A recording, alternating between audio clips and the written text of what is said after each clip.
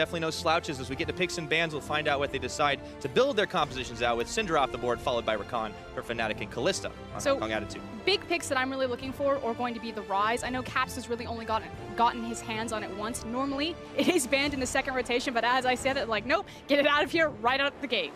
Yeah, Caps has definitely been able to pull off some pretty nasty things on that. In fact, even when he joined the LCS, he had this insane backdoor play up against G2 Esports that everyone in the ULCS remembers.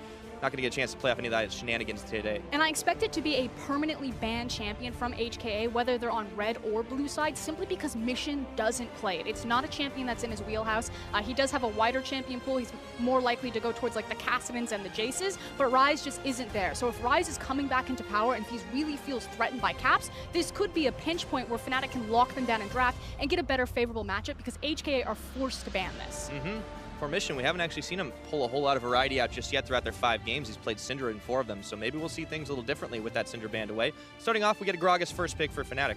And that's simply because the Sejuani has been taken away, and she's just been dominating playing so far. We saw her just in the last series, even though, you know, contracts, a couple hit and misses on those ultimates in the end. Sejuani is still just such a powerful champion, but with her off the board, Gragas rises up in priority. Of course, this is going to mean for HKA, they get the chance to lock the AD carry first with Rakan banned. Stock in Xayah goes down just a little bit, so the Tristana is the choice. I don't know if the stock necessarily goes down in Xayah. I'm personally of the favor that I still really love Xayah. I think she pairs up with a lot of good supports. That said, Alistar is still readily available, and Alistar can really throw a wrench in Xayah's day because she is a lower mobility ADC, especially when she doesn't have that ultimate to free her up. That's a good point. Strong, independent bird woman, don't need no man. Let's see if Hong Kong... She trades up. Yeah, she does. Hong Kong Attitude. What are they going to lock in next? You talked about the Kassadin, and that's what they're going to pick. And they believe that they have the best Kassadin in the LMS. Mission feels very confident on this champion. It's one of their most banned domestically. So I'm assuming that Fnatic have scouted HK and know this, and they just think that they can take it. So a lot of pressure on Caps right now, and he's not going to get a lot of assistance to deal with this. Well, Fnatic did have a little bit of a rough time against Kassadin not too long ago, so maybe Hong Kong Attitude are hoping for a repeat there. The big scary thing, though, is then all of the wave clear does fall into Unified's hands, and if Unified is ever out of position, they don't have that secondary carry to just draw out games, to be able to wave clear freely and create hiatuses there. Yeah, well, we'll see what Unified's able to get done in this game. But for Fnatic, they've locked the Xayah, 15 seconds to keep on going. Do they want to pick a support up here? Seems like it would be the next logical step. It's typically how Fnatic like to structure their drafts as well. They take jungle support and ADC in the top 3 picks. They could go for the mid laner, though, simply because they know it's a Kassadin and just try to get Caps a favorable matchup before that pool starts getting sculpted down. So you've been brushing up on your British English, Frosco. But for Hong Kong Attitude... I've gone medic. Well, for Hong Kong Attitude, they can fill out their top lane here, and Shen might be the choice to protect either of those big carries. A lot of hyper carrying around, so add a little tank into the mix. This is actually a comfort pick for Riris. He's known for his ability to split push, and the team really identifies his strength in recognizing when to push the lane versus when to join the team fight. Naturally, a champion like Shin makes that so much stronger, and this is the big pick that I wanted to see hit the ban board then. If you're going to take the Shin, you need to pinch the Galio. Soaz has been an absolute monster on this champion as well as the Shin, so by prioritizing top lane this high around, I feel like this is HK recognizing, respecting Soaz's power on these 2 picks, and denying him both. Have to go for something a little bit different. Of course, Galio has been pretty much the most popular top laner at this tournament so far. Now the bans start coming into the jungle. The Rex side banned away from Hong Kong Attitude, and it's back over to HK for their final ban. Could just continue to whittle away that jungle pool. I expect it to be for Fnatic, simply because HKA haven't locked in their jungler yet. Okay, last couple seconds tick away, and there's Cho'Gath off the board. Means that Soaz might be forced onto the Maokai. We all know how much he enjoys that champion. Best champion. Totally loves it, right? 18 seconds to go for Fnatic now, and they have one more ban. Do they continue to hit the jungle pool here? I would expect so, unless they just feel confident knowing what God Kwai will reach for in the jungle. Elise was heavily banned or taken away in the beginnings of playing. She's now kind of faded out. We did just see a Zac last game. Yeah, and God Kwai will have to do something completely different than what we've seen him on so far because he's only had a handful of games with Gragas. Of course, the Jarvan and the Rek'Sai all picked away from him are banned. So let's see if they decide to go for something else now, and obviously they need a support. Maybe they pick that up first and try to get something on the last time around. Yeah, it makes sense. There's no reason to reach for your jungler. Fnatic aren't going to try to take that one away since they already have the Gragas locked in. I said that Alistar has a pretty decent matchup into the Xayah just because it's really hard for her to get away from him as soon as he goes in, so it makes sense to look for Ali here. All right, so what does Fnatic pair with the Xayah to try and counteract that a little bit? I mean, you could just go for doubling down on the pushing power for Xayah or doubling down on the protection for Xayah. So something like an Ardent Sensor support would work here, like the Janna, or maybe you go for a traditional pushing support like the Karma. My big thing, though, is that I prefer when Jesus is on hard engage playmaking champions. Not that he can't play the Janna, but the last time that we saw Fnatic run a Janna composition, it was up to Reckless to literally Tristana jump forward to start fights, even when Broxah was on the likes of Sejuani. They are that reliant on Jesus being the primary engage tool for them. So it's not going to be that this time around. However, they do have some hard engage. You got the Gragas available for Broxah. You have the Maokai. It's a pretty beefy front line to try and wear through. It's not about the access to a hard engage, because I agree with you. You look at Maokai, you look at Gragas, you do not need a hard engage support. You've got that in spades throughout your composition. But again, it's the responsibility that Jesus has to the team. All right, now this is going to be something completely out of left field there with that Ezreal jungle locked in. We were wondering when we would start seeing this one, and with all the junglers, the big tanks taken off the board, Godquai's got himself a damaging pick. Okay, I'm very excited. I knew that this was probably going to come up. The team has been practicing a lot, so they are going to feel very comfortable taking the Ezreal jungle, and it makes a lot of sense. They want to try to punish Broxah. Broxah has been a very, let's say, low effective jungler in the early game. He's much more about that mid game. He's much more about the late game team fighting, and he's a huge part of that, but he's just kind of non-existent in the early game outside of maybe some jungle tracking. With a hyper-aggressive jungler like Ezreal, you can get into his face, you can start camping different lanes, and you can set the tempo, and that's why I think you really want to exploit Fnatic. Their team fighting has been great, but their early game is suspect, and HKA can hit them hard with this type of pick. And for HKA, it's right inside their wheelhouse to try and get ahead early on. These guys are all fantastic laners in their own right. Pretty much been training hard on all of their solo queues, just making themselves a little bit stronger bit by bit by bit, and let's see if it all comes together for the early game. For Hong Kong Attitude, of course, big expectations for this team. They've said they want to be in the top 16. They want to be progressing on to the stage and prove that they are the real deal within the world's environment. And if you can knock off a team like Fnatic, I think that is definitely a tick mark in your favor. I mean, people look at this group, they look at this best of 5, they say, this is the closest one, this is the hardest one. But both these teams, if they want to go the distance, it's never going to be an easy road. You don't want to go the distance simply because it was gifted to you. You want to go the distance because you're the best. You've got to be able to pull it out in the end. So now, Fnatic starting up on the blue side in game number 1. They've built themselves that solid team fighting composition they like, but it could be a rocky laning phase. We're about to find out as we load up in this first game of our best of 5. So now it's about where are these teams going to focus into their early game. We've talked at length about how Fnatic, their early game has been a bit suspect. I think it personally makes sense. There's kind of two schools of thought here. Either Fnatic simply just don't know how to play an early game, which I don't believe is true, or they recognize kind of what the strong composition is in the meta. You know, tank top, hyper carry that scales up in the bottom lane, and then like a wave clear or, you know, pressure oriented mid lane. And those usually tend to spike around kind of the mid and the late game. So it kind of makes sense that their game would be a bit slower pace. You know, they don't have to play the early game to be successful, especially with how important Baron is to ending games. These compositions are all going to come online by the time that Baron becomes a factor, and usually you're just going to team fight it out. So, you know, maybe Fnatic have this mastermind plan where it's fine, you know, we're fine giving away some early game pressure because come push to shove, we're going to be ready anyway. So long as they can actually pull it off. But yeah, Fnatic as a team, historically, especially in this iteration of Fnatic over the course of the year, they have been a little bit stubborn about their compositions until they get punished about it. The most famous example being Rift Rivals this year. Then they changed things up completely and found great success, and as long as it still works, I can't see any reason why Fnatic would shift away from it. And here's the thing, you know, looking at Fnatic domestically, I was actually very impressed with this team for their ability to carry from every single lane. You know, Caps can go off, Soaz, his Gnar, his Jarvan stats are so impressive. Everyone knows the potential that Reckless can put out, but coming into play-ins, it's been a rather one-dimensional Fnatic. And again, I have to trust the team, the history, the organization, and the experience, and just say that, you know, maybe they're not showing anything, maybe that they just believe this is the best way to play the game. And yeah, it's only really cost them one game that didn't matter against young generation. So pressure's on now. Like, how dominant are Fnatic going to come out? Yep, that's always a question we have to ask. But for HK, they want to be able to do a lot in the early game. Of course, it's not just early game, right? The damage is going to get pretty real as this game goes on. You've got a Kassadin and Tristana, that Ezreal. I mean, it's all going to scale up pretty effectively, but the style of play that HK like to do is, of course, always going to be getting ahead in that early game. Jez is spotting out the blue buff start. And move, I should say. Their early game success is really dependent on Godquai, and normally he's the jungler that they haven't played the majority of their games with. They do have a split jungle pool between Gemini and Godquai. Godquai's played about 15 games now for them, whereas Gemini has played about 30. And they just like the communication. He's been with the team longer. He used to be the AD carry, role swapped into the jungle position, so he should feel super confident on a pick like Ezreal jungle. Yeah, it fits him exactly.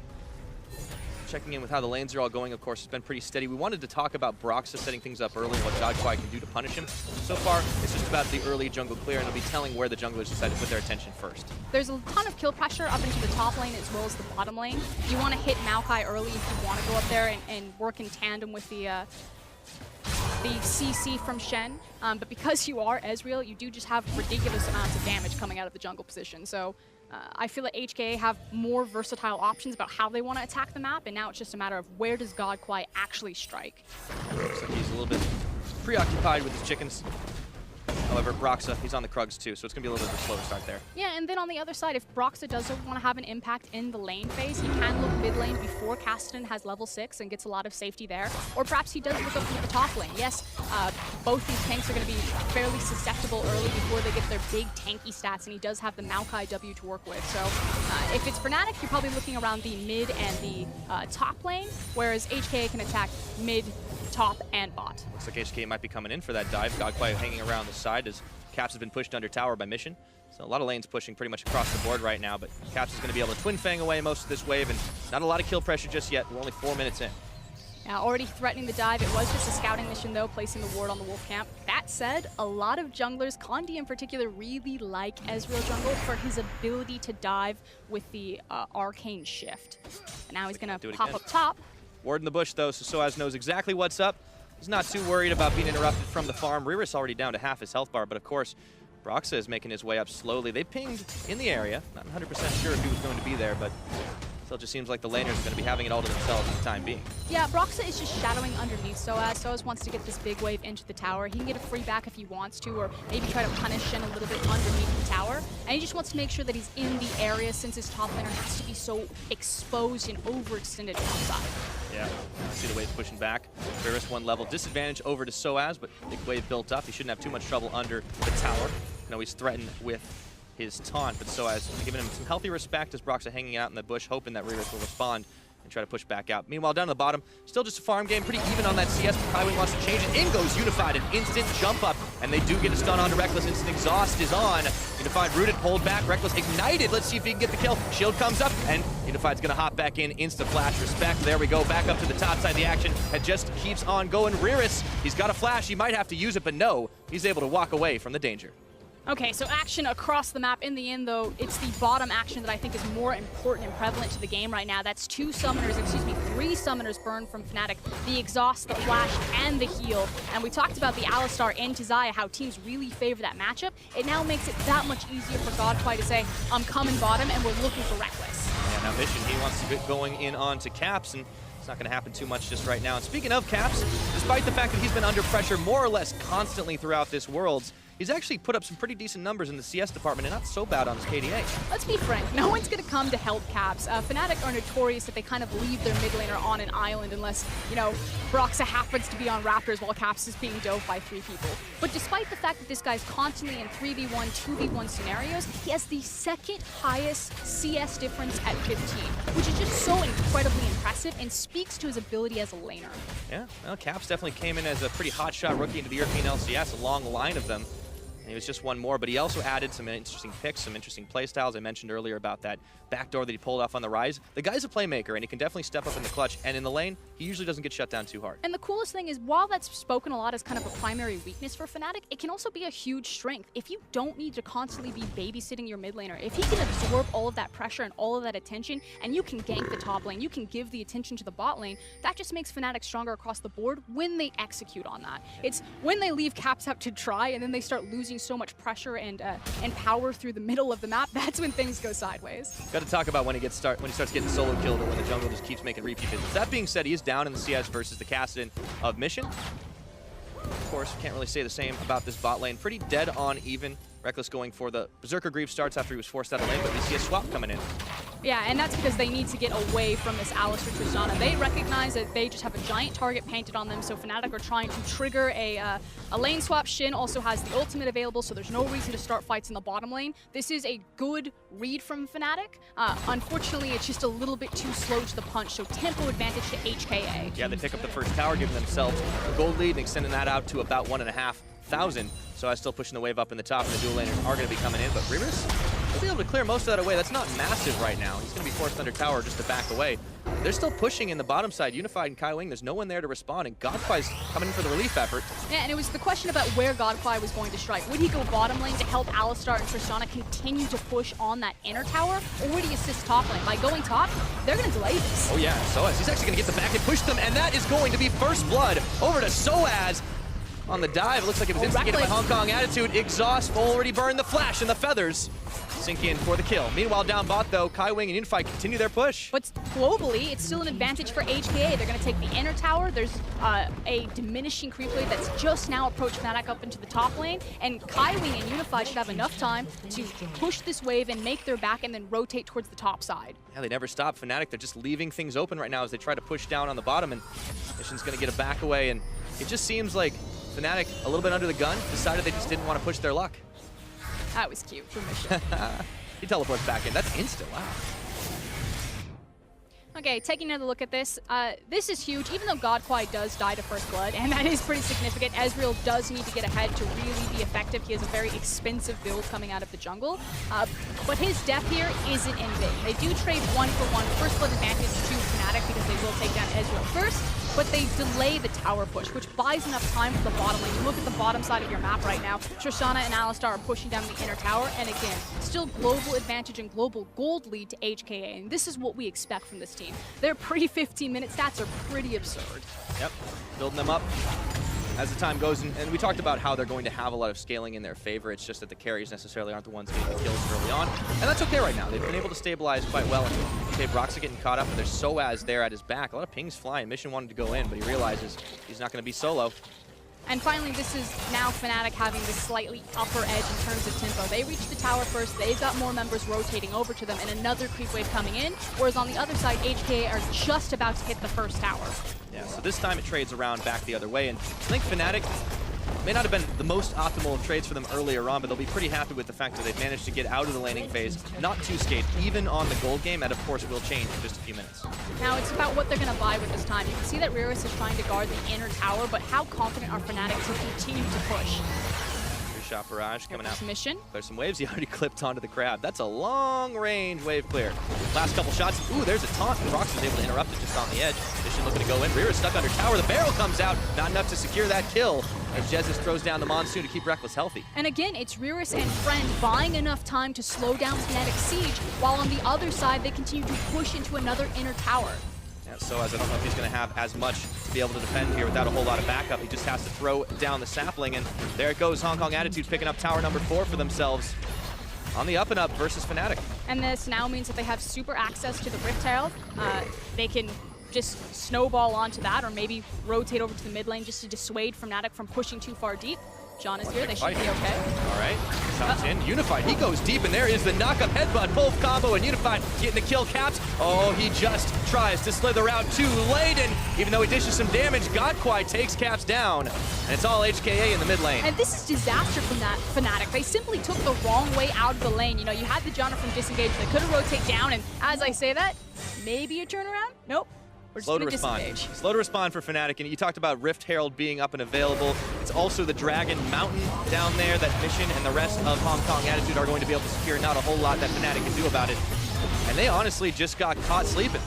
And this has kind of been the story of Fnatic during the entire stage of Plains. The one game where they had an early lead, where they were making the tempo aggressive, you know, macro decisions, was their first game against KLG. But since then, this has been the story.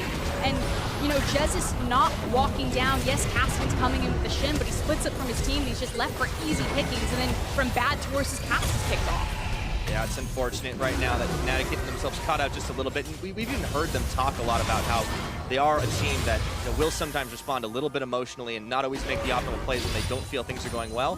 Well, that's the thing that can sometimes start off that level of thinking. Let's see if Fnatic can make the recovery. We're 12 minutes in, though. It's still a gold lead for Hong Kong Attitude, about 2,000, but now it looks like they're starting to feel a little bit more confident that they can take off individual plays. Soaz does not want any part of mission. And the scary thing is now that the towers have broken down and we're starting to play kind of the 1-3-1 or play around with our lane assignments, that's where HKA's composition gets scary, because this accident is a hard person to deal with. And they're hitting the item spikes faster, right? The Rod of Ages completed versus just a couple of components from the Cassiopeia. The Infinity Edge versus what Reckless is bringing is not quite finished up on his Essence Reaver, so we're going to have a fight here around this Rift Herald. Let's see what happens. Mission getting chased on and followed on back, and we'll get bullied out. Godquai look to try and take away the Rift Herald, but not going to happen. Monsoon keeping everybody on the Fnatic side. Healthy as Godquai gets knocked in by the barrel. Flashes away, gets the heal, staying alive, and now Fnatic trying to split attention, but they will be able to find Mission as he couldn't Rift Walk fast enough to get out of that one. Rift Herald and a kill. Big swing for Fnatic right there, and that's what's been putting them over the line in all of these plans. They fumbled the early macro decisions, give away a couple free towers, don't necessarily trade even, but their team fighting is clean enough that it doesn't matter, that they're able to dig themselves out of any sort of deficit they put themselves in early. Yep. Might not always work about every single time, but it's shown so far that Fnatic's strong enough to affect the comebacks and out-skirmish, out-trade opponents. Unfortunately for Hong Kong Attitude, they just couldn't quite find the fight where they needed it. However, setup for them still looking good. A lot of wards deep in this Fnatic jungle. Pings flying that they know Brox is not around as he'd already backed off the base. Jez's and Caps a little low on the health bars. Have to respect the damage that Unified will bring. That said, the main goal for Fnatic right now is to take down that mid-tier tower. Now, you can see that Unified and Kaiwing have been moved over to just play wave clear duty, but Fnatic do have the Rift Herald. It does mean that HK are kind of extending themselves up into the mid lane, so eventually, as soon as they take care of these side lanes, Fnatic can rotate and try to push their luck mid. Although, here we go. Oh, he's the classic. Jumping in. Featherstorm out for Reckless. Teleport coming down. Mission wanted the 1v1, but he's not going to be able to take the 2v2, and Reckless might not even need any backup right there. Pulls him back, gets the root off, and wow, the outplays. Doesn't result in a kill, but still forced quite a lot out of Mission. And you know, normally when Fnatic's fans see Reckless off into a side lane, it's, oh no, you know, he's off into farm mode, this is when he gets caught, but just turning around and showing the power of Xayah and his confidence that, okay, Cassidy, you think that you have the lane assignment here, but you need to play this perfectly or I will punish you. Yeah, you called it in the pick and ban. You definitely don't need the Recon to be effective on that Xayah. And with Essence Reaver complete, he can start working towards the rest of his build. He's already dishing some seriously massive damage. I'm just saying, she is the better Tinder swipe here. But paired up with Jezzy, it's all good. Unified still on wave clear duty in the mid lane. Caps trying to do the same thing, and looks like the game is going to rotate about the mid for a little while since both towers still up and available, and those are the only ones on that part of the map. Still a while before anything like Baron will become a possibility. It's about funneling farm, making sure that we're hitting our big item breakpoints. For Xayah, it's really about the 2-item spike, especially when she has the Ardent Sensor and Janna in tandem. Janna level 8, once she's level 9, she's going to have the 5 points in the shield. We talk about this all the time, but, you know, then gets that added benefit of the flat AD, whereas Tristana, you know, needs to reach a little bit farther, needs the 2 attack speed items, so the Shiv, the Infinity Edge, and whatever else that she wants before she really becomes effective. Feeling comfortable enough to just solo take those fights. We've seen Unified, though, really going hyphy to jump on in, knowing that he'll get the reset, or at the very least, his support's going to go in and back him up. I think he had to pump the brakes a little bit just because Speaking of, he wasn't feeling too confident when he ran into Xayah and the teleport. Big Eyes, though, on Godquai, you know, this hasn't been the snowballed Ezreal jungle game that you really need to be effective on this champion. Okay, Kaiwing gets the push back, but he might have sealed his own death warrant there as he goes on in, gets the knockups, the Cats coming out. Monsoon to keep everyone on the Fnatic side healthy, and Riris is going to tag back out as he gets the taunt off onto Soaz. No one from Hong Kong Attitude going down, but this will open up the chance to push with Rift Herald. Yeah, I said that as soon as Fnatic felt comfortable about their side lanes, they were just going to funnel all their resources into that mid lane, use the Rift Herald, and take the free structure. And here they go. They're now within touching distance of this gold difference between them and HKA. Yeah, Shelly wants to go into round 2, but Godquai Mission trying to push that one back. So Fnatic haven't opened up the map here. Let's see what they end up doing next. Still the gold in favor of Hong Kong Attitude, but that's pretty slim. Yeah, and unfortunately, it kind of feels like the clock strikes midnight on HKA's gold advantages. You know, 15 minutes, they're feeling comfortable, but as soon as it ticks over to 16 to 18 minutes, suddenly they start to slip backwards. Yeah. Fortunately for them right now, Fnatic starting to look like they're the ones in the driver's seat. Reckless once on a side lane. We have seen this many times, as you referred to. He does need to be careful, though. His team's not pressuring anything underneath him, and he doesn't have a lot of offensive vision push into the enemy jungle to extend much farther. So I like the respect that Reckless is showing, though. Just hoovering up some farm, stacking his pockets a little bit, picks himself up a Zeal, but not pushing his luck. Yeah, not going to go too far and too deep without a whole lot of backup. We have seen Fnatic sometimes use them to bait things out there, but not this time around. Reris is actually going to be the one rushing on that side. Of course, on that Shen, pretty much right in his comfort zone.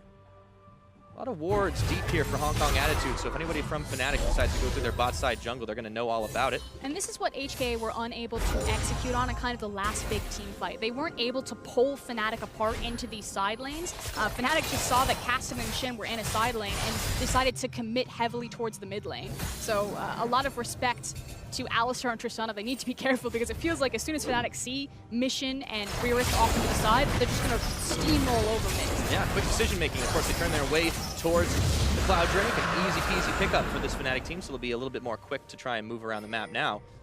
Back to mid they go to try and control that and not let Hong Kong Attitude have the inside tack. Still a lot of vision deep in those jungles, down in that bottom lane, but there's nothing they can really do with it at the moment. It also makes sense that HK would just give away the Cloud Dragon. They didn't have vision control of that area anyway. It's just the Cloud, and they're not feeling comfortable in terms of their item break points and feeling strong right now. So it's about the next dragon. It's a waiting game for Hong Kong Attitude. And, you know, we talked about how for them it does seem to be all about building up the big lane leads. That kind of evaporated for this team, but there's still so much more that they can actually do. I'm just curious if they're going to be able to pull off these fights that Fnatic have just been so much better at in this playing stage. I mean, they have a ton of mobility that they don't necessarily need to take the full 5v5, that they can try to split up when all 10 members are grouped up into kind of like a 2v2 or 3v2 type of scenario. But the guy to watch is really unified. The amount of damage and his damage share for this team is just absolutely ridiculous. And on a pick like Tristana, he's certainly armed to do so. It's just that he's now looking down the barrel of someone like Reckless. Normally, we talk about that high damage share that Unified has as a result of the fact that that Godquai doesn't actually do nearly as much of it as his jungle counterparts. But now he's on an Ezreal. Now he's on this type of champion that's going to be able to dish out a lot of damage. So I'd be curious to see his numbers after this game, because if they match up, that's a problem. I mean, he's certainly going to be putting out more damage than usual simply because it's a poke champion versus kind of an all-in engaged tank.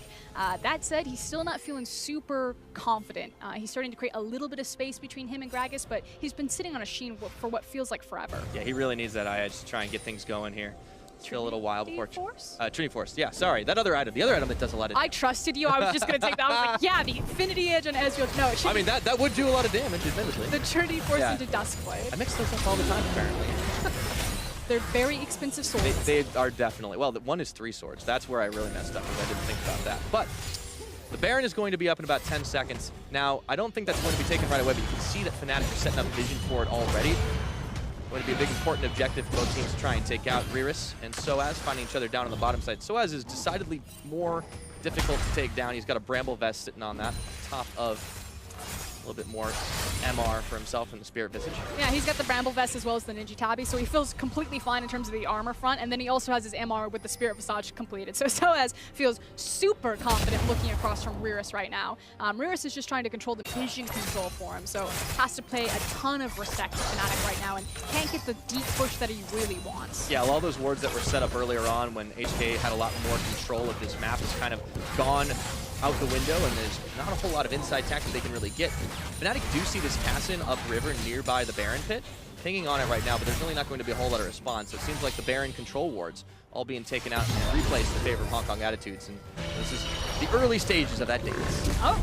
Hello. Looks like they found Unified, and he's going to get the hop up and away right into the Raptors. He's going to get a little bit more clear off on him so they're not dishing out too much damage as he goes away. And huge credit to Unified. Didn't have to burn his heal, retained his flash right there. It did look very close, so good attempt by Broxa to find a very important pick, but Unified keeps his cool and walks away. This is why you see those Tristanas so frequently. Not only does she do so much damage, but you got a lot of self-peel getting everybody out of your face, and we'll see as Reckless and Jessens get on the side push here. Still being pinged out by Hong Kong Attitudes. Just a waiting game, trying to play the waves back and forth to make sure that there isn't a big advantage on either side of the map.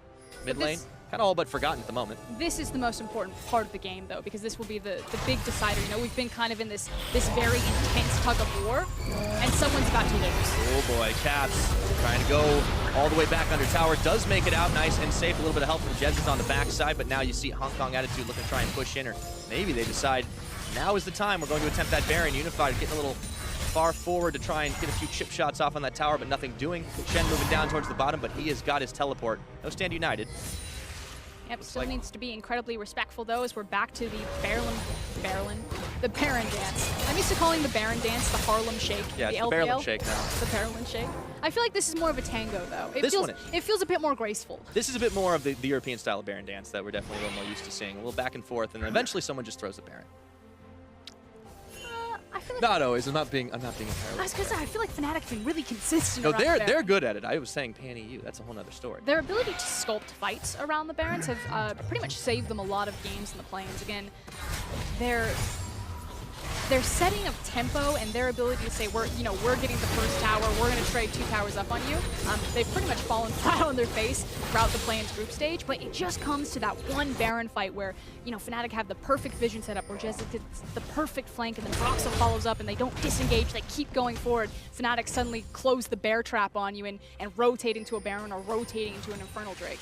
Yeah, and of course it's kind of better equipped for their comp to do that as opposed to what Hong Kong Attitude are bringing. They have those side lane pushers. They have a bit more of a catch if you look at the Kassadin, you look at the Shen, and even the Ezreal. It's a lot of damage, but in the team fights, may not necessarily shine as much as some of that AoE that the likes of Caps and Reckless can do. I mean, there's certainly a ton of damage on both the compositions. They're well balanced. They've got multiple damage threats, great tanks. It's all scaling too. You've pointed out, though, that HK do have the added benefit that they can try to manipulate more of these side lanes. Cassiopeia, she's not going to be in the same safety net when she's playing the side lane. That's why Reckless has really been picking up a lot of that side lane farm and a lot of that side lane responsibility. But this is where they're comfortable fighting, right? The 2-item spike you were talking about on the Xayah, that's of course completed. We're still waiting to see the Tristana get it to the 3. And Fnatic, they're now deciding to grab a little bit of extra easier objectives. The Ocean Drake on the board should be a pretty simple take for them because there's not a whole lot of response where Hong Kong Attitude are on the map right now. Still focusing on those side lanes. The Kassadin pushing up top, the Shen pushing down on bottom. And it's focusing on the farm again. It's HK recognizing that, hey, we're not strong enough. We don't feel 100% confident right now that we could just dominate these 5v5s. We're still waiting on one more item from Tristana, so let them have the Ocean Drake. Yeah, let them have it for now. Of course, we haven't seen the more explosive Infernal Drakes that have pretty much been in just about every game. I think there was like twice as many Infernal takes as any other dragon so far in this tournament. Something like 30. Made them really, really explosive fights happening, but now at 25 minutes, it's not one to be found, and even the next dragon's going to be the Mountain. But the fact that this mid lane tower is still standing at 24 minutes is a big problem for HK. It means that they're having a harder time kind of blitzing in their deep vision on either the blue or red side jungle. Look to change their fortunes right here. The Caps is still there to defense. Unified gets the turnaround. Doesn't look into the petrifying gaze. And with the Janus shield, they're able to save the tower mid for now. Fnatic instantly mobilizing for the defense. Hong Kong Attitude, they want that tower real bad, but they're going to have to earn it. Looking for Broxa. Kaiwing goes in with the knockup. Static shift, AoE damage. Missions wanted to find an in, and True Shot Barrage is going to peg Caps, but not enough to take him out. And looking down bottom, you could see that Riris actually disengaged from Maokai. He's now recently stepped back forward to try to keep him locked down, so HK maybe feeling confident enough that they don't need to pull their Shin, that they can actually just win in the 4v4 right now or get what they want, but everyone is going to disengage. Yeah, pressure still on for Fnatic, trying to save this mid tower. Hong Kong Attitude still hanging around the Baron pit, controlling all that vision. Fnatic would have to, of course, go in there to try and stop him out. Mission, he's still on a mission up towards the top side to keep the waves of pushing, but the dance continues back and forth. The fact that Mission's got to bounce between both mid and top lane, though, and Caps is able to keep CS with him, pretty impressive. Been able to do it pretty consistently. Well, we talked about the CSD of 15. Throughout the rest of the game, it's pretty good, too. Caps is definitely not slouched on most champions. And he is getting more support now that the lanes have broken. You know, it is Broxa and Jezza standing behind him, making sure that they can't break that mid lane tower. But just to re-emphasize, it is so important that Fnatic still have that standing, and it's what's denied HK a lot of their ability to exploit their 1-3-1, because they can't get deeper vision in the jungle because mid lane still stands. Yeah, that's the difficult part right now. So for Hong Kong Attitude, still frustrating to try and break into that mid side. And now we start to see them gathering a little bit more of their vision, once again poking into the jungle of Fnatic on both the bottom and the top sides. And there's that 3-item power spike for the Tristana. Is this where they start forcing out the Baron? So I would expect that they're going to feel more comfortable. They also have the completed Trinity Force on Ezreal jungle. You still are looking for kind of the 3 items for easy. Probably going to be the Duskblade coming in next. That said, we're also very close for the Infinity Edge for Reckless. Yeah, that's going to start turning things around pretty well, too. And 2-item power spike on the Xayah, he's still been dishing damage. But otherwise, I feel like both teams have been, pretty respectful, just kind of gentleman's agreement. We're going to farm, we're going to get our items. We'll see it in the 5v5. And now it's coming on to that time of the game. Yeah, you can see both teams getting a little bit more trigger happy, trying to go in on each other and see if they can get a quick pick to try and turn a fight in their favor. Still no one's going to find it just about now. I mean, this is one of those games we have more towers than kills, and it kind of teeters on a knife edge for a little while. But it just takes one team fight, Pyra, and it will be a massive swing of who will win this game. Oh yeah, now the minions moving in towards the bottom side as Riris goes to join the team. Back up towards top. Fnatic are the ones that have controlled vision around the Baron pit. And see if HKA can try to find a collapse here. Kai Wing moving around the mid once more. Finds Caps out, gets grounded. Rest of Fnatic on the chase looking for the cow. They want themselves a burger today. Not gonna find it. And frankly, it should be HKA that are looking for the plays at that moment. You know, it's them who have priority over the mid lane. They've got the Shin rotating first. He's going to get to fights faster because he has the Stand United, but constantly it's Fnatic. Oh! And they found a catch right on top of the Ezreal. Shen Shield coming in, but Godquai is going to get deleted before he can do it, and Fnatic instantly pinging onto the Baron. Let's see if they're going to be able to secure that one down. Without the smite, HKA will have to distract. Which means that HKA have to fight and try to force them off the Baron. There is no option to look for a smite steal here. Yeah, no vision for them thanks to the control ward denying the red that they've already got inside, but a teleport is coming down right now. We'll see if Fnatic can secure this one up right quick. No Mountain Drake for them, but still plenty of damage. Reaver's coming in. It looks like that's going to get secured as they got the zone out onto Mission. Fnatic, clean take on the Baron and looking for more as they go for Mission, who tries to jump over the wall, gets the Blast Cone Express, but he is on the wrong side of that mid tower. Really regretting the fact that they haven't been able to pick it up. He rift walks over into the pit.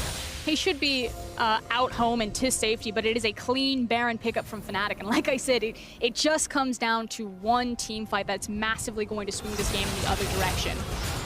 Yes, indeed. So, for Fnatic, with the Baron empowered minions, making it even harder for HKA to push into this mid.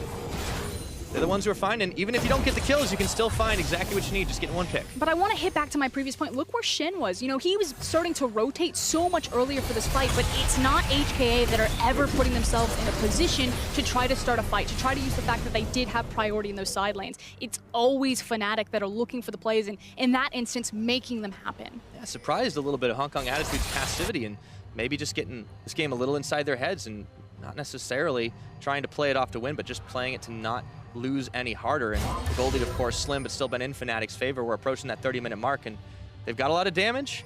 Still, we need to see them put it to the use. And how much damage can Fnatic do with this Baron? Looking for tower on the bottom side. Even Reckless hops over now, joined by Brox. So that's 4 members. They get the 4-1 on. That's pretty quick clear out of those waves. Static Shield will do that for you, and Mission says, I don't want any part of this. And as I said, now this is where the composition from HKA can be punished. They don't have 2 forms of wave clear. They're entirely reliant on Unified being in position with this Tristana, and if he's ever not, it's just going to drop just like that Inner did. Yep, but easy to cut through those. And now Soaz just keeping Reaver's locked up. Remember, he could always cancel a teleport out of the Shen, but he doesn't even have Stand United up and available. So Fnatic, they're still going to have a bit more of global advantage. Taking down the Inner on the bottom, looking to push for the mid.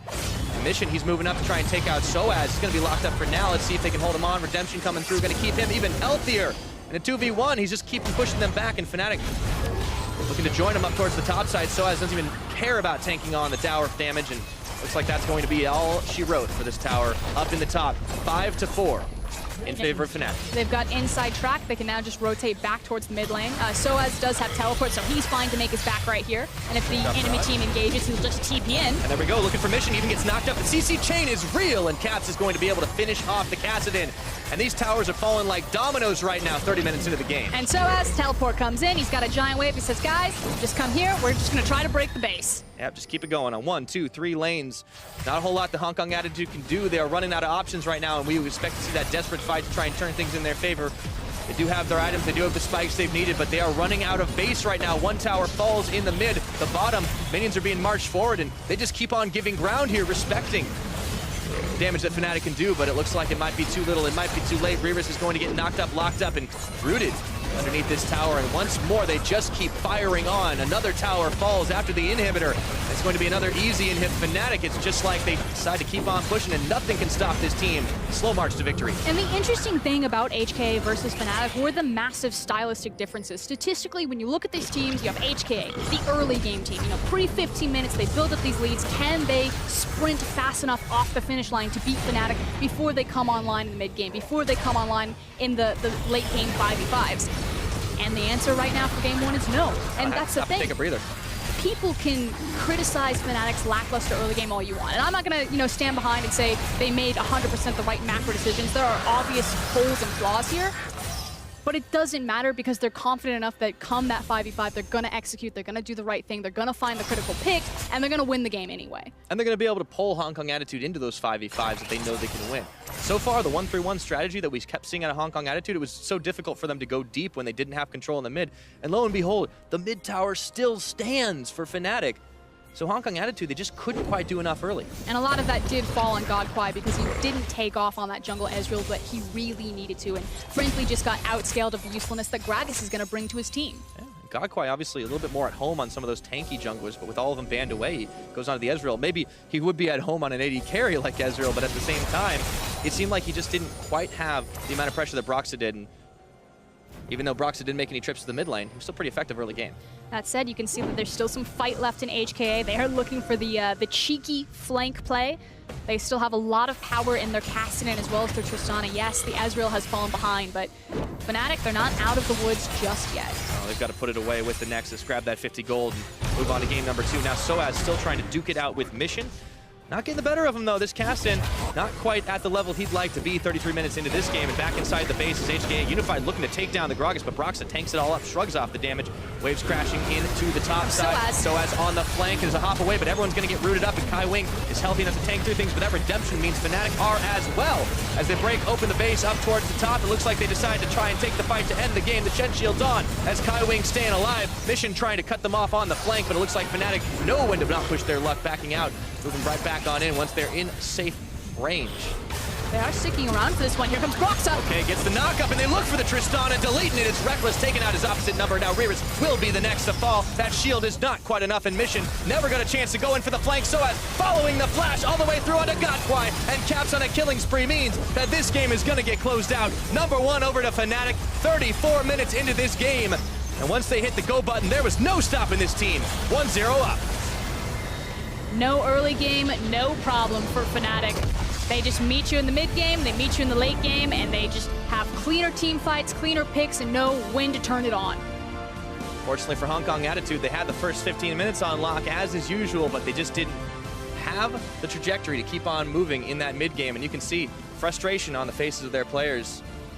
Unfortunately for them, they're going to have to go back to the drawing board for game 2. And I really do have to put a magnifying glass over HK's mid-game. You know, when they went out to the 1-3-1, initially they did have the superior lane assignments. They could threaten with the Cassidy, but it just took them so long to execute on it. Frankly, they never really executed on it correctly that suddenly they couldn't deal with Soaz. They couldn't execute on the 1-3-1, and Fnatic just ran them over. Yeah, I mean, it was so nice to see in the early game that they were getting the better trades down. Fnatic were kind of, hustling up to the top lane, trading a little bit late, but then everything kind of evened out.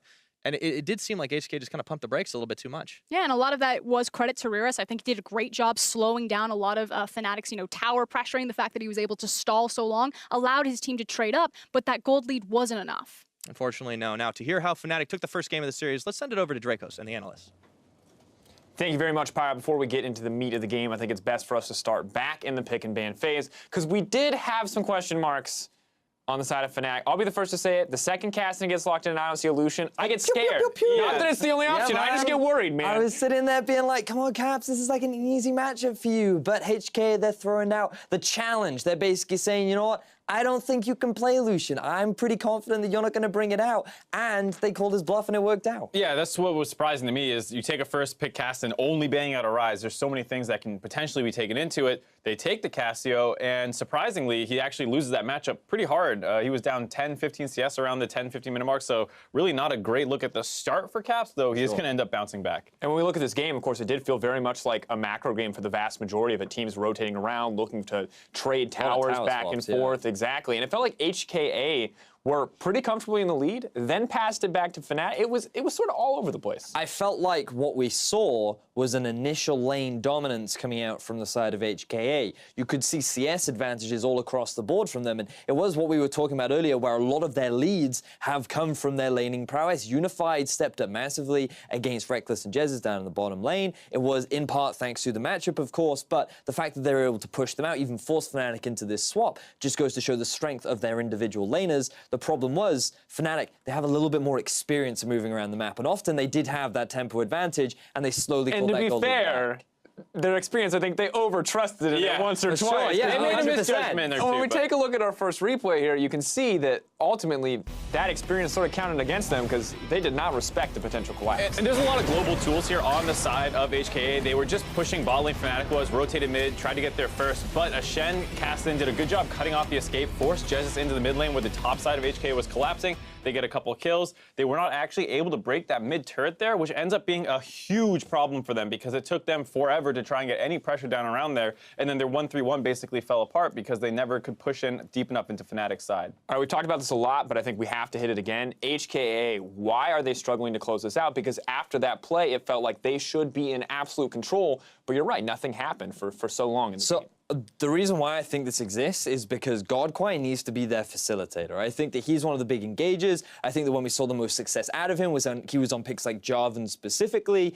And what we're seeing now is he's on a jungle Ezreal. The only real good way you can start off a team fight or any kind of proactive play is maybe you get a flanking Shen or a flanking Alistar, and then you use the Shen as a follow-up, but you've got an Ezreal jungle, you've got a cast in mid, and you've got a Tristana already. These aren't engaged champions. They can't start things for you. And because there was no proactivity from the support or the top, it ended up just being this standstill where Fnatic just slowly crept up with their vision and pressure and playmaking that HKA didn't really have any answers. I think that's the big thing for me too, is just that there was a time where you saw the Castan go bot lane, tries to hop onto Reckless, he gets chunked out, and it felt like after that, Castan just got really, really passive and would just resort to going to the top lane, pushing that wave out, and then kind of roaming mid, but not committing to it. When you have double teleport, Castan, Shen, you have a lot of tools to make plays on the solo lane down the bot side. Go attack the enemy top laner, that Maokai. If you get a kill, after already taking the 2 outer turrets, you can potentially get a mid inhib, or a bot inhib, excuse me, if you actually turn that play, but they almost never looked for it after that point. And while it relatively was not a high-pace, high-action game, when Fnatic finally found an opportunity, they were the ones who took control back. And as we take a look at this next replay, brought to you by Acer Predator, we can see that,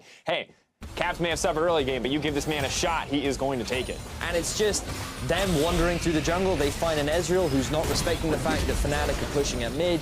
Even through the Shen ultimate, it's not enough. And the Miasma really just locking down the ability that you do have on Ez, which allows Fnatic to very quickly translate over to the Baron.